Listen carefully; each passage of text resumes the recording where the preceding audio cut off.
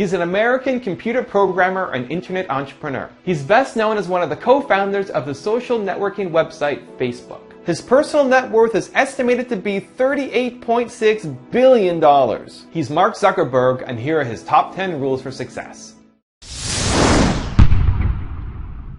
First of all, focus on it, right? I mean, I think you basically get what you spend your time doing, right? I mean, I want the company to build 3 products this year. I mean, we're going to work on a few others because people are interested in them, but those are the 3 things that I'm spending my product time on, right? You get what you put into it. If you spend a third of your time trying to make the people around you better through getting better people, mentoring, getting them to be better, getting the best people in your organization who you know into more impactful roles, then I think over time that just accrues and you get a better organization.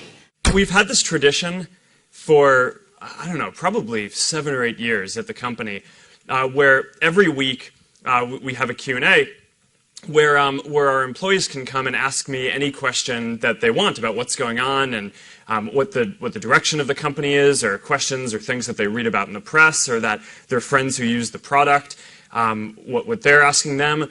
And it's been this really important tradition for us, both because we really believe in openness and communication, and that's kind of what Facebook is all about.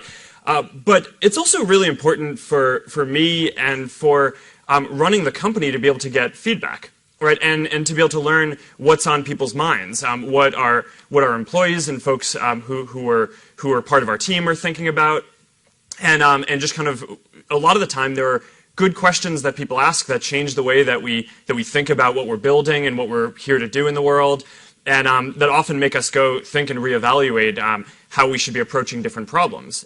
So many things go wrong when you're starting a company, and often I think people ask, what mistakes should you avoid making? And my answer to that question is don't even bother trying to avoid mistakes, because you're going to make tons of mistakes, right? And the important thing is actually learning quickly from whatever mistakes you make and not giving up. Right, and I mean, there are things every single year of Facebook's existence that could have killed us or made it so that it just seemed like moving forward and making a lot of progress just seemed intractable, but you just kind of bounce back and you learn, and nothing is impossible. You just have to kind of keep running through the walls. I don't hire people who I wouldn't work for myself. I think that's a really good heuristic, because everyone knows this, there's this saying A players hire A players and B players hire C players, which is good people hire good people. Yeah. And I don't think that that's that informative, right? Because I mean, what are you going to say? To someone in your organization, hire better B people. Player, you don't get to hire people. No. I mean, and I think a lot of the time the problem is you don't actually know. I mean, sometimes you're trying to figure out how good someone is. If you didn't think they were good, you wouldn't have hired them. But the heuristic of only hiring people who you would work for tends to be pretty good, I think, because then it's then that right? It's I would not work for this person. Then okay, I'm not going to stretch just because I need to fill a role today. When you're starting something, it's just kind of hard. You need to be pretty headstrong about it, right? And there are going to be all these challenges that come up, and I think the main thing that you need to do is just not give up, right? And kind of know what you want to do. And the best entrepreneurs who I've met don't really start companies because their goal is to build a company. They do it because they want to make a change in the world and help people. And I think if you kind of stay true to that, and if you just focus on kind of powering through no matter what the challenges are that will inevitably come up in your path, then you'll find that there are lots of tools that are available and a lot of people who will help you build what you're building. One definition that I have for a good team is a group of people that makes better decisions as a whole than would individually make as a sum of the parts. And I think most smart people like learning, right? And I mean, that's one of the thrills of starting a company, right? Is the learning curve can be so steep. And if you can set up a team dynamic where you're constantly learning from the people around you, then I mean, what's better, right? It's these are the people I wake up every morning and I want to go learn from and work from. Is that one of your heuristics for hiring people too? To hire people that you learn from? Yeah, and when building a team, you want to think about the dynamics, so that way you can maintain this property that the team makes better decisions as a group than any individual would. I always kind of I get a little upset whenever any media attention focuses on me personally and me leading Facebook, much less a movie. It's been kind of a bad year, hasn't it?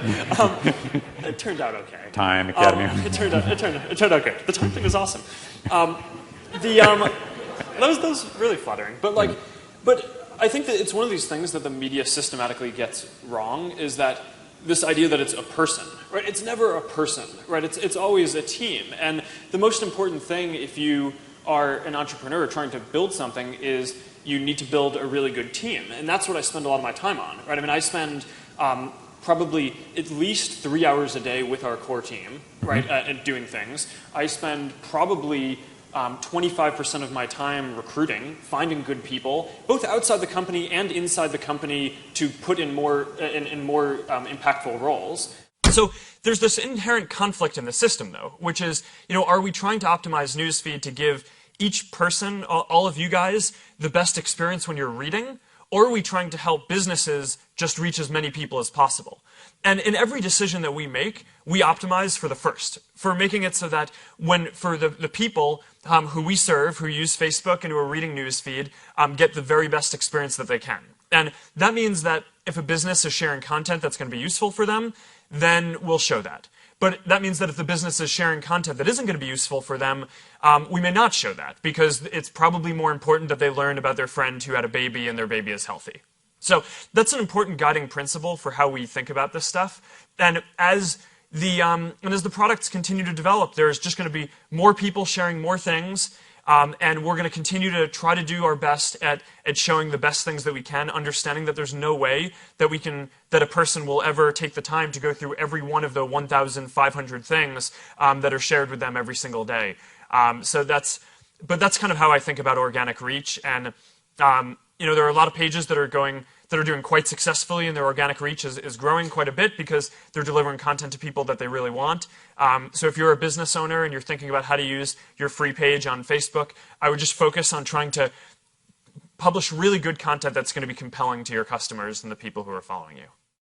I spent a bunch of time analyzing and reflecting on why it was that we were even able to do it, because all reasons suggest that we shouldn't have been able to do it, right? Because all these other companies had way more engineering power and servers and time and money and all this stuff. And I actually think that this is a pretty instructive thing for anything that you want to go do, because this is the same property is going to be true for anything that you guys start, is that someone else is going to have more resources and be able to do it.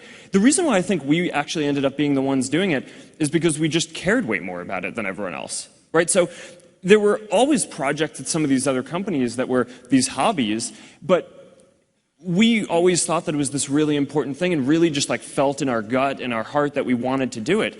And early on there were always these skeptics saying that, oh, this can't be a business. We didn't actually care that much about it being a business early on, but a lot of the reason why bigger companies didn't invest in it was because it wasn't clear that there was a model that would work for it. It seemed like a bad idea. Yeah, and I actually think that that's true for a lot of the best ideas, where it is that it's not that someone else can't do it, they actually can, and the odds are stacked against you, but I think often that belief and the fact that you just care so much about what you're doing is the only thing that kind of drives you to do it. And, to be honest, that kind of drives me to this day. I mean, one of the big emphasis points for the company right now is internet.org. And, for a while we had this rallying cry of, can we connect 1 billion people?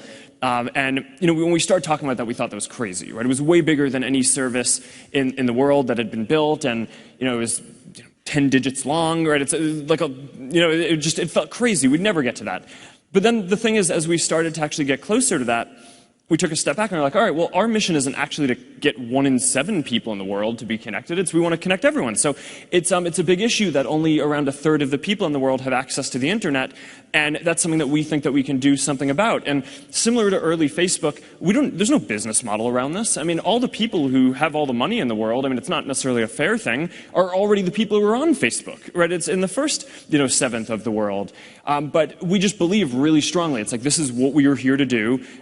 This is what our company cares about. I care about it. The team cares about it. Our culture cares about it. So we're just going to keep pushing on it. And I actually think a lot of the reason why great stuff gets built is because it's kind of irrational at the time. But so it kind of selects for the people who care the most about it doing it.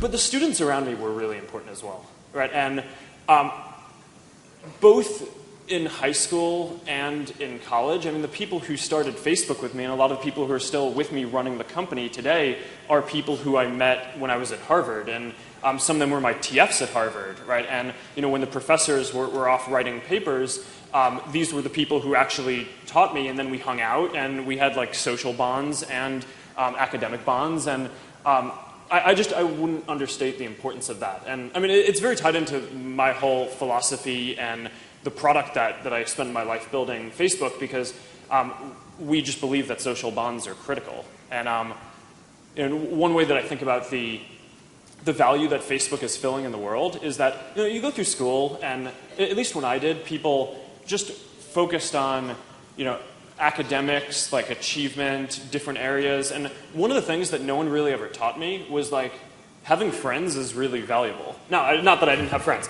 but like, although, you know, the movie, yes, make it seem that but that first girlfriend. But for sure, I don't think anyone is like, it's not like, okay, third grade, we're gonna teach you that like hanging out with people is a very important development, right? And I don't know, I actually think that is. And I think that that's part of the reason why sometimes people view Facebook as a waste of time, but I actually think it's this extremely socially valuable utility. And I know that I wouldn't be where I am today without that aspect of my life being as developed as the academic part. Thank you so much.